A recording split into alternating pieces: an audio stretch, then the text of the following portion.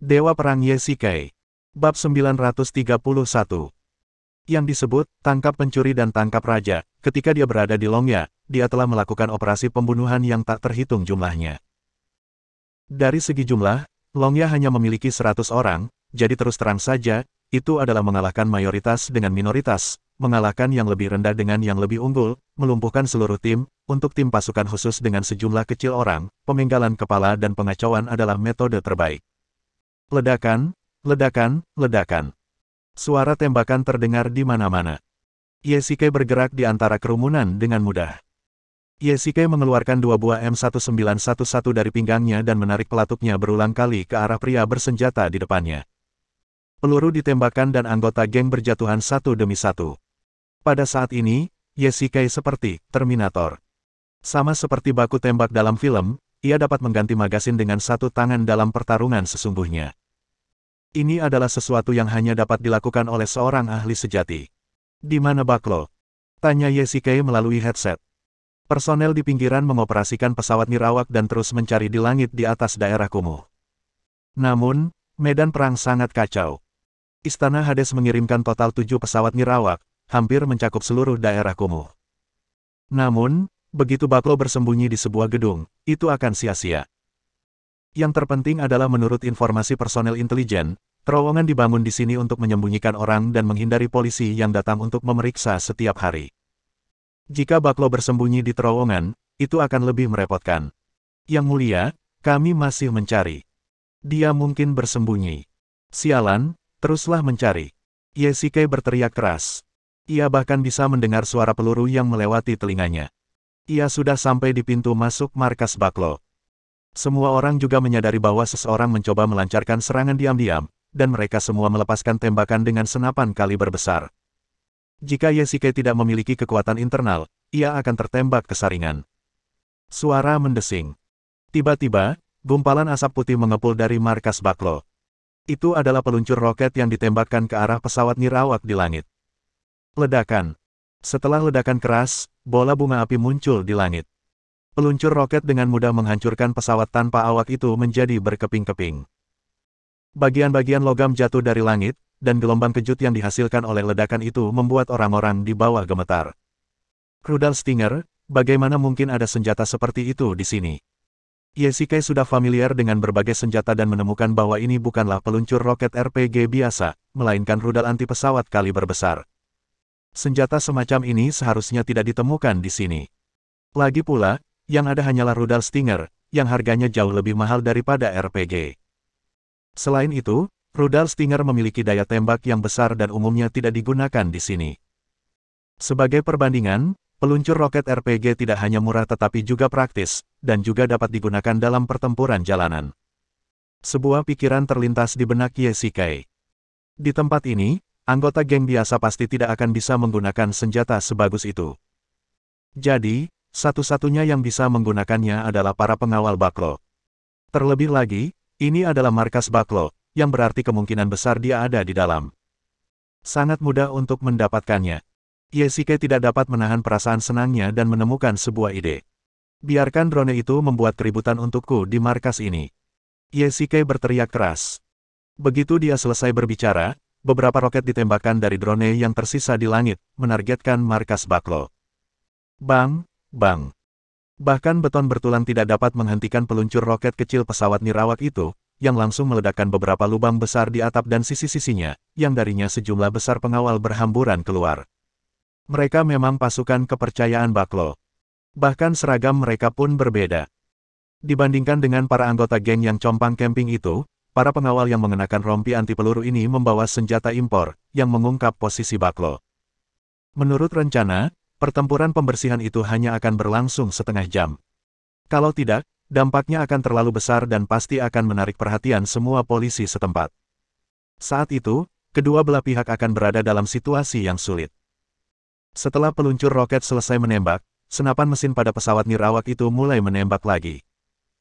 Peluru menghantam beton, memercikkan debu yang tak terhitung jumlahnya, seolah-olah itu adalah bom asap. Tentu saja, ada juga percikan darah. Tanpa perlindungan, berhadapan langsung dengan senapan mesin pesawat nirawak itu, Anda akan menjadi sasaran empuk. Peluru bahkan dapat menembus dinding, apalagi daging. Itu hanyalah pembantaian. Aku tidak menyangka Tony akan membawa beberapa barang yang menyenangkan bersamanya. Yesike tersenyum tipis, semuanya dengarkan, blokir semua pintu keluar markas dengan senjata api, dan pastikan bak terperangkap di dalam. Ya, Tuan. Yesike melompat maju dan menyerbu markas melalui celah, tepat pada waktunya untuk bertemu dengan sekelompok penjaga. Tanpa berkata apa-apa, Yesike menarik pelatuk kedua pistolnya secara berurutan. Peluru ditembakkan dan para penjaga jatuh. Keterampilan menembak Yesike sangat bagus, dan semua peluru mengenai titik-titik vital. Peluru mengenai tepat di antara kedua alis, dan tidak ada kemungkinan untuk selamat. Qian, aku sudah masuk.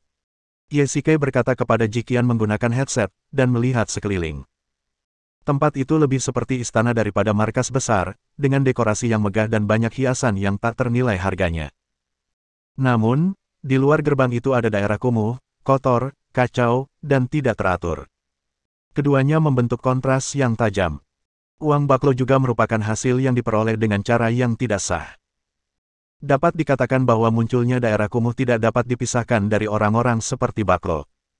Semua uang ini diperas dari orang-orang ini.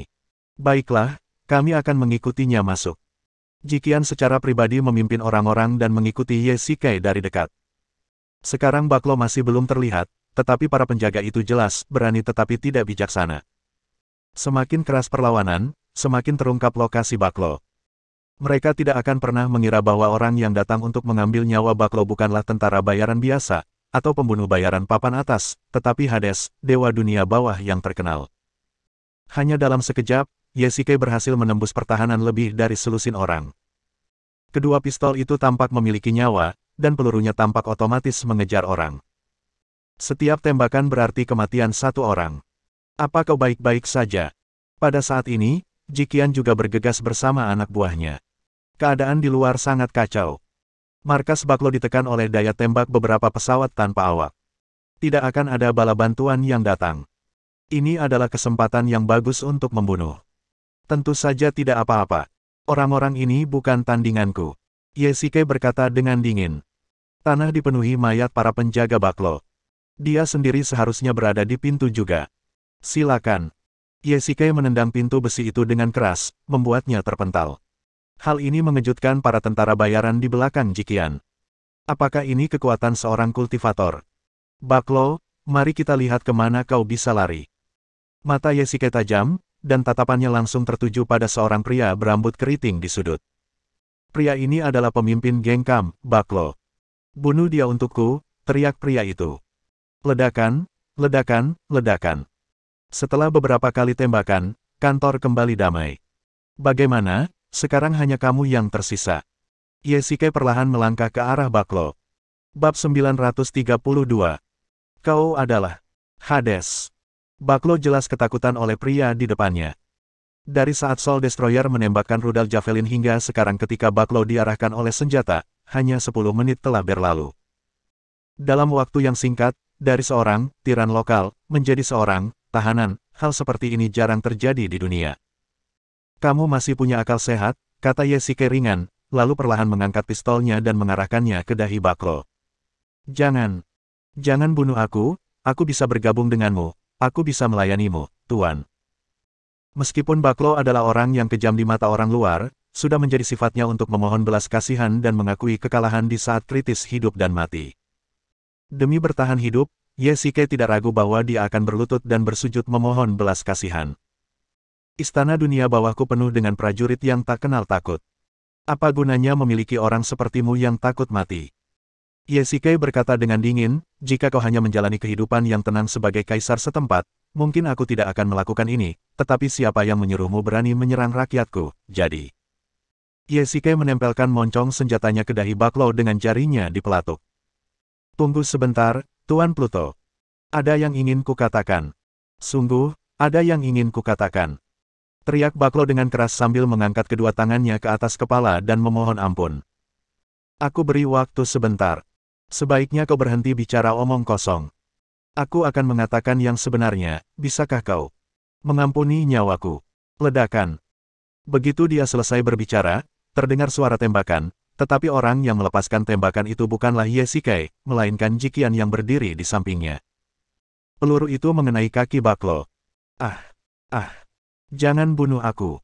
Berhenti bicara omong kosong dan cepat beritahu aku informasinya. Jikian berkata dengan suara dingin, dan melepaskan tembakan lagi, yang mengenai dinding tepat di samping telinga Baklo. Suara peluru yang melesat di udara sepertinya terdengar. Baklo jatuh ke tanah, seluruh tubuhnya berkedut. Katakan padaku, siapa yang memerintahkanmu untuk menyerang Mihun? Aku tidak percaya kau punya nyali untuk menyerang mereka. Yesike langsung ke intinya. Ada pertempuran sengit yang terjadi di luar, jadi dia tidak punya banyak waktu untuk bicara omong kosong. Ini. Baklo ragu-ragu, seolah-olah dia takut akan sesuatu. Yesike menduga bahwa organisasi yang secara diam-diam dapat menargetkan istana dunia bawah pastilah tersembunyi dan besar. Alat tawar-menawar yang dapat membuat Baklo tergoda untuk mengambil tindakan terhadap istana dunia bawah pastilah menggoda. Aku memberimu waktu 3 detik. Yesike mengangkat pistolnya dan melepaskan tembakan lagi ke lantai. Aku bilang. Ya, ledakan. Sebuah peluru masuk dari jendela dan mengenai pelipis Baklo. Ada penembak jitu. Yesike berteriak. Peluru-peluru itu melesat sangat cepat, jauh lebih cepat daripada senapan runduk biasa. Yesike tidak sempat melindungi dirinya sendiri. Para tentara bayaran di belakangnya langsung bersembunyi di balik bunker. Mereka terlambat selangkah. Baklo sudah tewas, yang juga berarti petunjuknya sudah rusak. Sialan. Yesike mengumpat keras. Dia hampir tahu siapa orang itu, tetapi Baklo terdiam. Yesike melihat keluar jendela. Tidak ada ketinggian yang bisa diandalkan di dekatnya. Jika dia ingin mengenai tempat ini, dia hanya bisa melakukannya dari gedung-gedung di kota luar. Namun, diperkirakan jaraknya lebih dari 2000 meter. Itu bukan sesuatu yang bisa dilakukan orang biasa untuk mengenai sasaran dengan satu tembakan pada jarak yang begitu jauh. Baklo sudah mati, dan Gengham sudah tamat. Ayo cepat mundur. Jikian melihat situasi itu dan berkata dengan tenang. Tim di luar masih terlibat baku tembak, dan kelompok tentara bayaran Tony mungkin tidak akan mampu menahan tekanan jumlah. Selain itu, kepolisian setempat akan segera datang. Mundur. Yesike mengeluarkan perintah mundur menggunakan headset, dan Tony segera memerintahkan anak buahnya untuk mundur dari daerah kumuh dan melarikan diri melalui rute yang telah ditentukan. Ayo kita pergi juga. Yesike melompat menjauh, membunuh beberapa musuh yang tersisa di dekatnya, dan memimpin tim untuk mundur di sepanjang jalan kecil menuju rumah persembunyian. Tony, berikan mereka ledakan besar di akhir. Ya, Tuan. Ledakan. Yesike mengeluarkan sebotol bir dari lemari es dan menonton laporan tentang hasil pertempuran ini di TV. Geng lokal terbesar, Gengham, menderita kerugian besar dalam serangan itu, dan pemimpinnya, Baklo, ditembak mati. Insiden ini menyebabkan kegemparan besar di daerah setempat, tetapi Yesike tidak begitu lega. Penembak jitu yang tidak dikenal itu jelas khawatir tentang apa yang akan dikatakan Baklo, jadi dia membunuhnya pada menit terakhir. Puan, Gengham benar-benar tamat kali ini. Tony tidak tahu rencana Yesike. Matanya penuh kegembiraan atas hasil pertempuran ini. Para tentara bayaran haus darah. Meskipun Tony setia kepada Yesike, dia juga seorang maniak perang, kalau tidak, dia tidak akan dilengkapi dengan senjata ampuh seperti pesawat tanpa awak bersenjata. Tony, berapa banyak anak buahmu yang terluka kali ini? Tanya Yesike ringan. 5 orang meninggal dan 13 orang terluka. Kegembiraan Tony tiba-tiba mereda ketika berbicara tentang korban jiwa. Sayang sekali, mereka semua laki-laki. Yesike menghela napas. Ia benar-benar berharap dapat memenangkan pertempuran tanpa ada korban, tetapi karena tujuannya adalah untuk mengintimidasi Gengham, ia mau tidak mau harus membayar harganya. Mereka semua adalah prajurit Istana Hades. Setelah pertempuran ini, geng kamu pasti akan runtuh, dan pasukan geng lokal pasti akan dikocok ulang. Tony, geng-geng lokal sekarang tidak punya pemimpin. Aku ingin kau yang memimpin. Bagaimana menurutmu? Saya akan mematuhi perintah Anda, Tuan. Tony tidak menolak.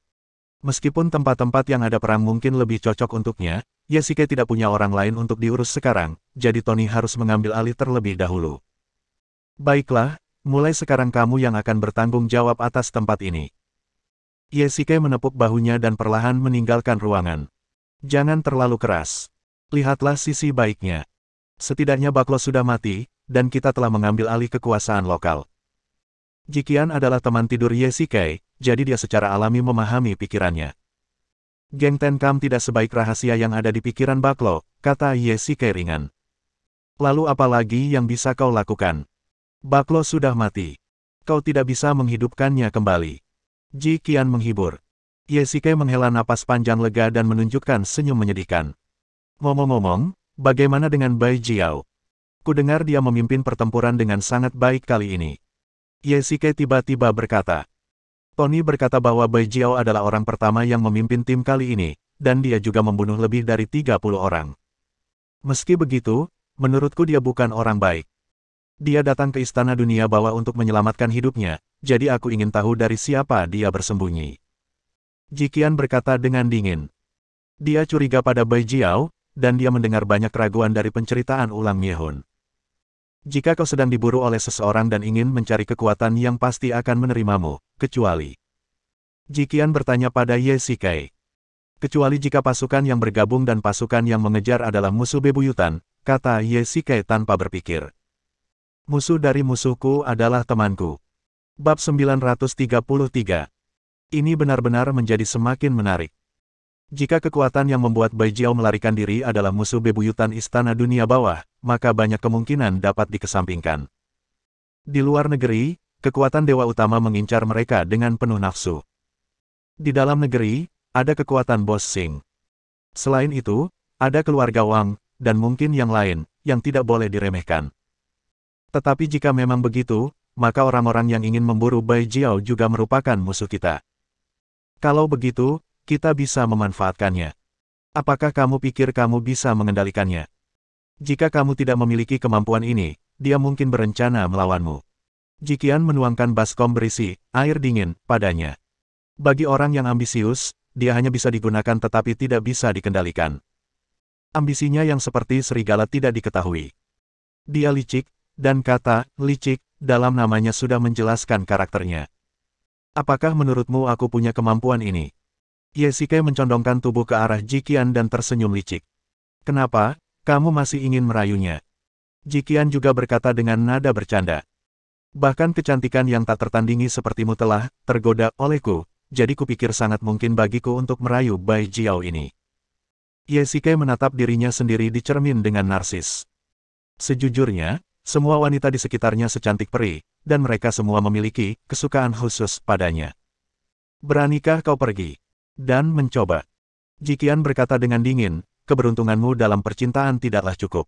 Itu hanya candaan.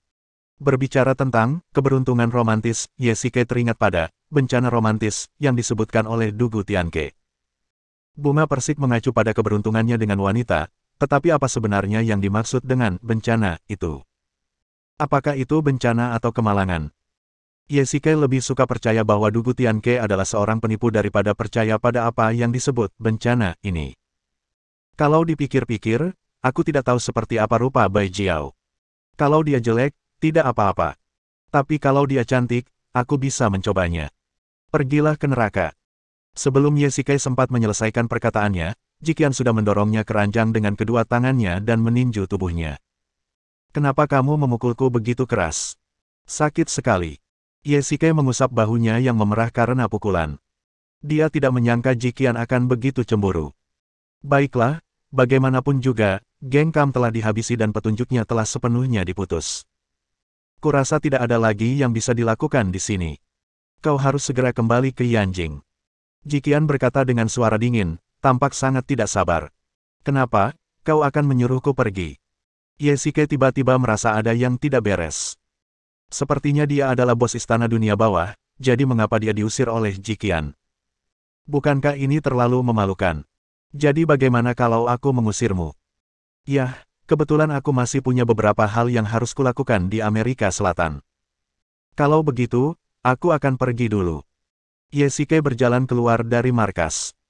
Tony sedang menangani urusan geng Cham, jadi Ye Shikai bisa mengambil cuti. Amerika Selatan, pantai. Tang Yun, maafkan aku. Ada kemacetan di jalan dan aku terlambat. Ye Shikai mengenakan setelan jas yang bagus.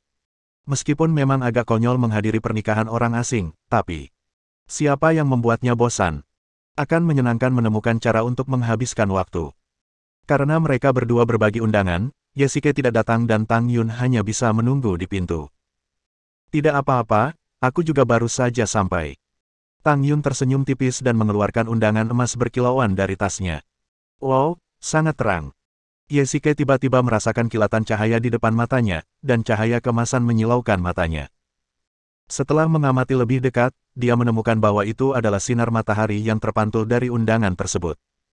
Ya, Tang Yun berkata dengan sedikit malu. Coba aku lihat. Ye Sike mengulurkan tangan dan mengambil undangan itu. Sebenarnya ada lapisan bubuk emas pada kata-kata di atasnya, yang terus memantulkan cahaya di bawah terik matahari. Ini debu emas. Benarkah? Mungkinkah itu emas asli? Kau tidak pernah tahu. Sahabatku menikah dengan seorang pria kaya. Tang Yun bercanda. Ye Sike mengangguk. Ada beberapa kapal pesiar yang diparkir di pantai dan banyak orang di dalamnya. Tampaknya tuan rumah pernikahan itu memang seorang orang kaya.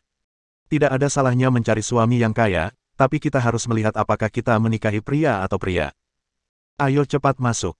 Tang Yun memegang tangan Ye Sike dan meletakkan uang hadiah di meja resepsionis. Ye Sike juga mengeluarkan amplop merah, kalau tidak akan canggung. Ngomong-ngomong, Tang Yun, apakah suami sahabatmu orang asing atau orang Tiongkok? Ye Sike bertanya dengan rasa ingin tahu. Dia dari Yanjing. Kudengar dia pengusaha besar di Yanjing, tapi sekarang dia sudah pindah ke warganegaraan. Tang Yun menjelaskan. Ye Sike melihat dan menyadari bahwa hampir setengah dari orang-orang di sini adalah orang Tionghoa dan setengah lainnya adalah penduduk setempat. Mereka mungkin teman dari dua pendatang baru itu. Benarkah? Kalau begitu aku ingin menemuinya dengan hati-hati. Ye Sike berjalan santai sambil memegang gelas anggur di tangannya. Di tengah kapal pesiar, dia melihat seorang wanita dengan gaun pengantin. Wanita itu sangat cantik, tetapi Ye Sike yakin dia tidak mengenalnya. Pria di sebelahnya yang dikelilingi banyak orang seharusnya adalah mempelai pria. Kemana kamu pergi? Kamu membuatku mencarimu kemana-mana. Pada saat ini, Tang Yun juga datang dan menepuk bahu Ye Sike dengan lembut. Maaf, aku hanya jalan-jalan dan tidak menyangka. Tempat ini begitu besar. Ye Sike berkata dengan canggung. Sebenarnya tidak apa-apa. Yang paling aku khawatirkan adalah terpisah. Akan merepotkan jika aku tidak bisa mengenalimu. Benar juga. Aku tidak kenal kedua mempelai. Aku ingin orang lain berpikir aku di sini untuk makan dan minum gratis, kata Ye Sike dengan nada meremehkan. Baiklah, acara pernikahan akan segera dimulai, mari kita cari tempat duduk. Tang Yun membawa Ye Sike ke tempat duduk mereka. Menyelenggarakan pernikahan di tepi pantai memang pilihan yang romantis, dengan villa, kapal pesiar, ombak putih yang mengejar pasir, ditambah sekelompok pria tampan dan wanita cantik, itu seperti pesta. Tang Yun berkata bahwa mempelai pria adalah warga Tionghoa perantauan yang berbisnis di Amerika Selatan, tetapi ia sering harus bepergian antara Amerika Selatan dan Tiongkok, yang memang sangat sulit. Para tamu yang terhormat, selamat datang. Ding aling. Ada apa? Apa terjadi sesuatu? Ye Sike melihat wajah Tang Yun berubah, seolah-olah sesuatu telah terjadi. Tiba-tiba ada hal mendesak yang harus kulakukan, jadi. Aku pergi dulu. Kau seharusnya bersenang-senang di sini. Tang Yun tampak malu dan berkata kepada Ye Sike dengan nada meminta maaf. Apakah ini benar-benar darurat? Apakah kamu ingin aku menemanimu? Lagi pula, tidak ada gunanya sendirian di sini. Ye Sike berkata dengan cepat ketika dia melihat ini. Baiklah, ayo pergi. Tang Yun mengangguk. Aku sudah menyetir ke sini, ayo cepat pergi. Oke. Keduanya bergegas meninggalkan tempat pernikahan. Tang Yun mengemudikan mobil, terus-menerus menambah kecepatan, seolah-olah dia benar-benar menghadapi masalah serius. Ye Sike tidak mendesaknya.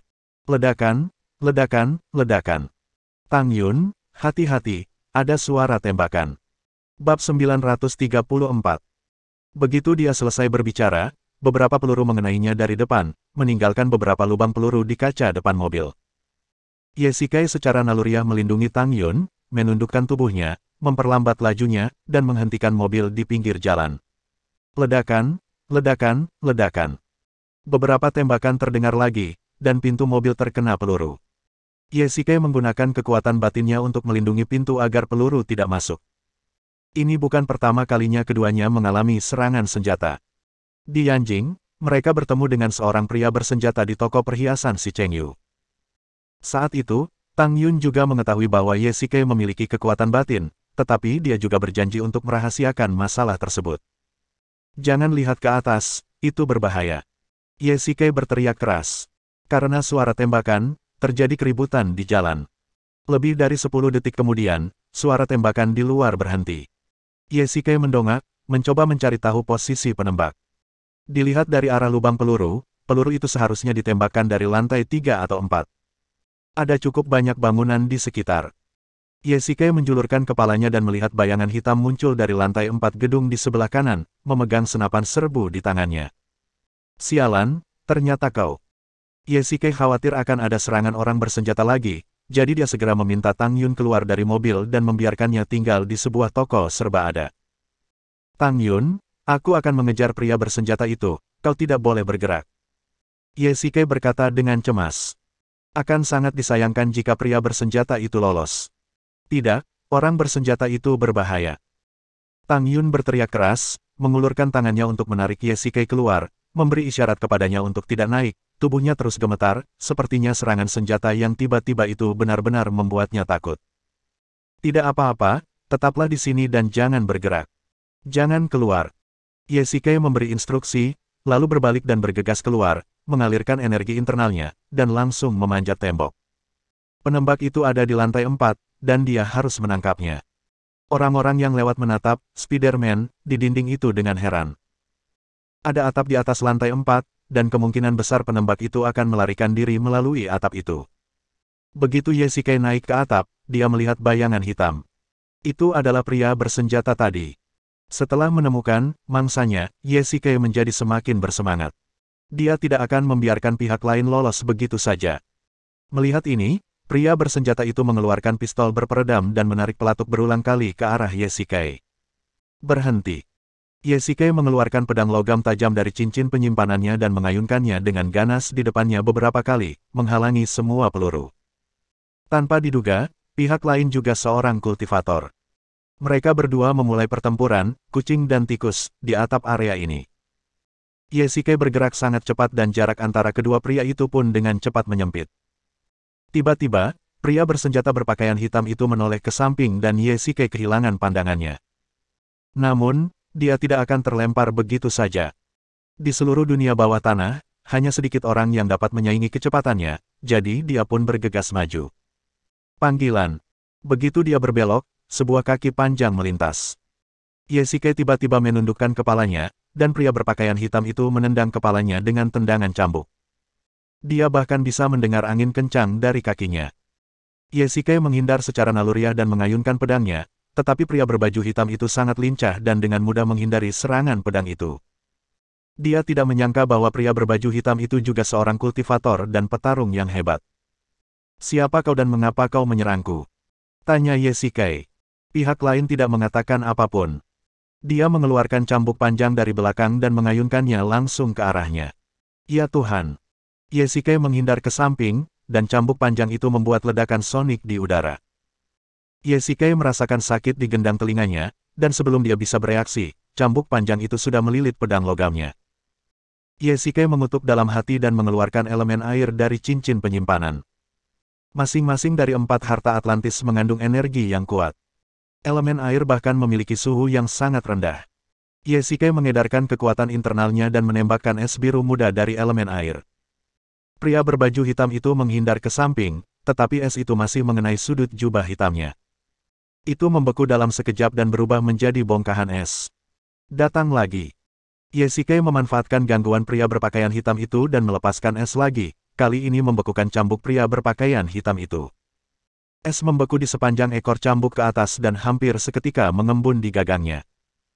Pria berpakaian hitam itu melempar cambuk itu ke samping seolah-olah dia tersengat listrik. Dia melihat telapak tangannya dan menemukan bahwa pangkal tangannya telah membeku. Cambuk yang lembut itu juga telah membeku menjadi es loli. Ye tidak berniat memberi kesempatan kepada pihak lain dan bergegas maju. Pria berbaju hitam itu memblokir serangannya dengan lengannya, berbalik dan menyerang dengan telapak tangan, mengenai dada Ye Pria berpakaian hitam itu mengeluarkan bom asap dari sakunya dan melemparkannya ke tanah. Kepulan asap tebal mengepul dan Ye tiba-tiba kehilangan penglihatannya. Brengsek. Ketika asap menghilang, Pria berpakaian hitam itu sudah pergi, hanya menyisakan cambuk panjang yang telah membeku menjadi tongkat keras dan jubah hitam yang juga telah mengeras menjadi papan keras. Elemen air sangat kuat, dan es bersuhu sangat rendah dapat langsung memadatkan benda apapun. Sialan, aku membiarkanmu kabur. Yesike mengumpat dan meletakkan cambuk panjang dan jubah hitam yang telah membeku di tanah ke dalam cincin penyimpanan. Dia kehilangan kesempatan lagi. Kalau saja ada seseorang yang bisa bekerja sama dengannya. Yesike tidak punya waktu untuk menghela nafas. Tang Yun masih berada di toko serba ada di lantai bawah dan mungkin dalam bahaya. Ketika dia masuk ke dalam minimarket, Yesike terkejut dengan pemandangan di depannya. Pemilik dan beberapa karyawan telah jatuh ke dalam genangan darah dengan luka tembak di pelipis mereka. Mereka semua tewas karena tembakan. Mungkinkah ada pria bersenjata lain yang datang saat dia pergi? Hati Yesike menegang, berpikir bahwa nyawa Tang Yun pasti dalam bahaya. Tang Yun, kamu di sana. Yesike berteriak keras, berharap mendapat jawaban. Tang Yun, apakah kamu di dalam? Yesike mendorong pintu gudang hingga terbuka, dan melihat kegelapan di dalam. Dia merasa cemas dan hendak pergi ketika tiba-tiba mendengar suara gerakan di dalam. Tuan Ye, apakah itu Anda? Alhamdulillah. Itu suara Tang Yun. Yesike bergegas maju dan menyalakan bola lampu. Tang Yun meringkuk di sudut, seluruh tubuhnya gemetar. Apa yang sebenarnya terjadi? Setelah kau pergi, sekelompok pria bersenjata masuk dan membunuh pegawai toko. Aku takut jadi aku bersembunyi di dalam. Baiklah, ayo kita pergi dulu. Yesike menghela napas panjang dan membawa Tang Yun keluar dari minimarket. Sekarang, satu-satunya cara untuk memastikan keselamatan adalah dengan pergi ke markas terlebih dahulu. Tang Yun, ini tempat tinggalku. Tempat ini sangat aman. Kau bisa tinggal di sini dulu. Yesike meminta pembantunya untuk membantu Tang Yun mandi terlebih dahulu. Setelah ketakutan dengan tembakan itu, dia sedikit linglung. Tentu saja, orang normal akan ketakutan setelah melihat pemandangan berdarah seperti itu. Tidurlah yang cukup dan beristirahatlah untuk malam ini, kata Yesike ringan. Terima kasih, Tuan Ye. Kalau bukan karena Anda, hari ini saya akan. Baiklah, jangan bicarakan hal lain lagi, istirahat saja dulu. Bab 935. Jaga tempat ini dengan baik dan jangan biarkan siapapun mengganggu kita. Yesike memberi instruksi kepada penjaga rahasia di pintu. Tidak mungkin bagi Tang Yun untuk menarik seorang kultivator untuk membunuhnya. Satu-satunya kemungkinan adalah kultivator itu datang untuk membunuh Yesike dan Tang Yun. Sayangnya terlibat. Yesike merasa bersalah tentang hal ini, tetapi tidak ada yang bisa dia lakukan. Para pembunuh diciptakan untuk mencapai tujuan mereka. Mereka tidak akan peduli dengan apapun, apalagi orang-orang yang tidak bersalah itu. Ya, Tuan. Ledakan, ledakan, ledakan. Begitu dia menoleh, dia mendengar suara langkah kaki menaiki tangga. Yesike sangat mengenal suara itu. Hal besar seperti itu telah terjadi. Pasti Jiqian yang datang. Bagaimana, kamu baik-baik saja? Jiqian melangkah maju dengan cepat dan menatap Yesike dengan saksama.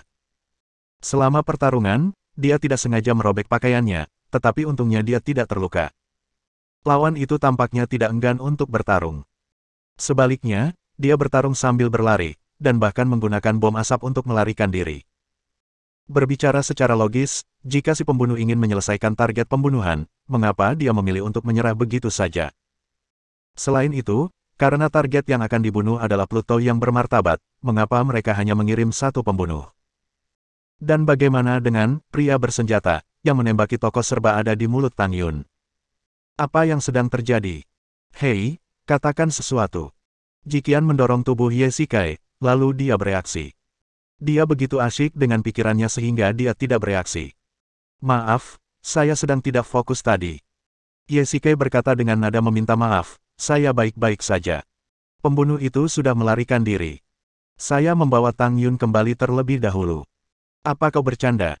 Kau baru keluar sebentar dan sesuatu telah terjadi. Kurasa kau mencari masalah. Jiqian mengeluh, dan kau tidak membawa pengawal apapun kali ini. Tang Yun adalah temanku, dan kami baru saja pergi menghadiri pernikahan temannya.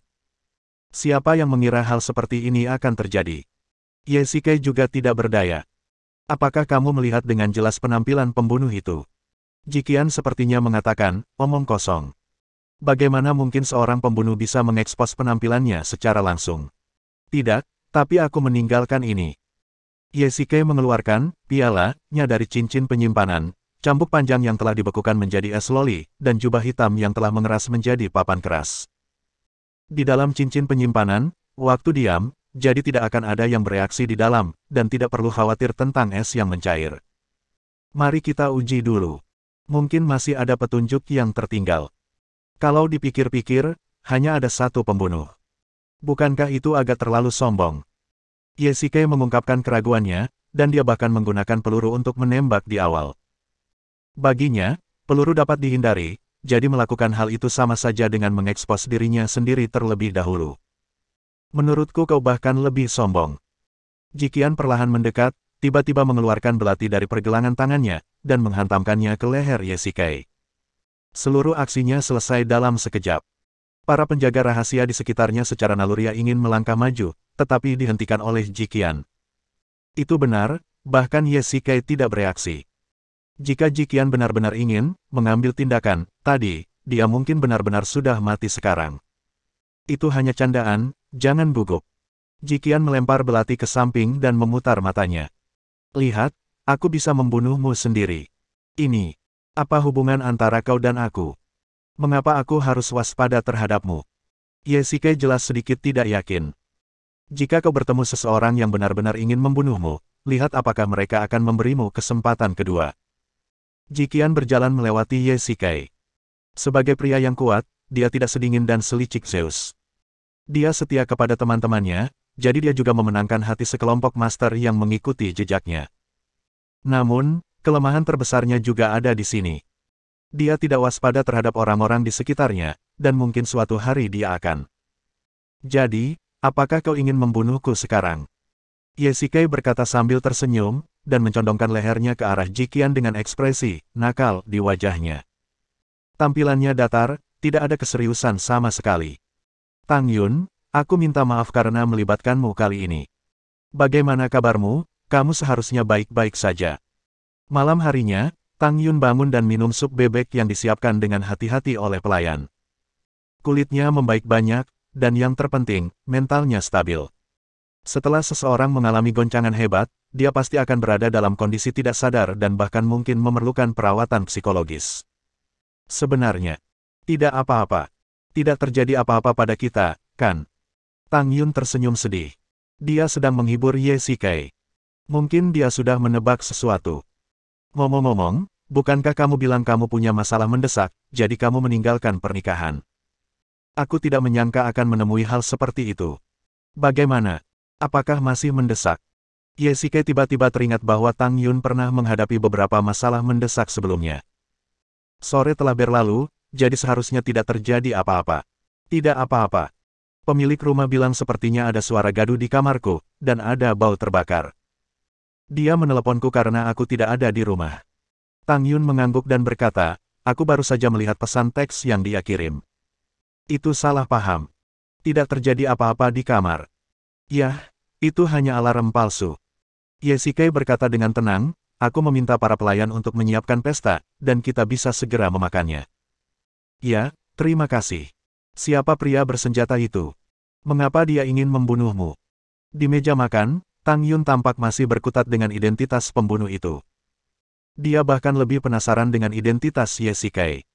Dia pasti sosok penting yang bisa tinggal di villa mewah di daerah setempat dan memiliki puluhan pelayan. Tang Yun, kamu tidak perlu khawatir tentang ini. Setelah semua ini selesai, kamu bisa kembali ke Tiongkok.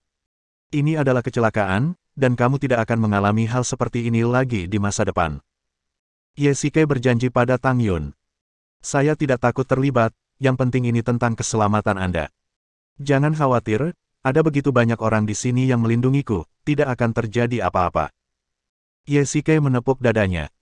Dia sudah memberitahu Tang Yun tentang para kultivator, tetapi dia masih perlu menyimpan beberapa hal tentang Istana Dunia Bawah untuk dirinya sendiri dan tidak bisa memberitahu Tang Yun. Besok aku akan kembali. Setelah apa yang terjadi, aku tidak ingin bepergian lagi, kata Tang Yun dengan tenang. Pokoknya, aku masih sangat menyesal. Yesike berkata dengan tulus. Siapapun yang mengalami serangan senjata saat bepergian akan merasa sangat tidak nyaman. Ngomong-ngomong, sekarang setelah masalah ini ditangani, Yesike juga harus kembali.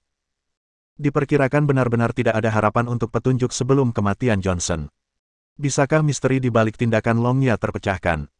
Yesike tiba-tiba merasa bingung dan kehilangan kepercayaan dirinya. Setelah sampai pada titik ini, dia tidak mau menyerah. Tampaknya semuanya adalah takdir. Mungkin ketika saatnya tiba, dia akan menemukan jawabannya. Yesike hanya bisa menghibur dirinya sendiri dengan cara ini. Tidak apa-apa. Saya sudah mengunjungi lebih dari selusin negara, dan ini bukan pertama kalinya saya melihat penembakan. Bersambung.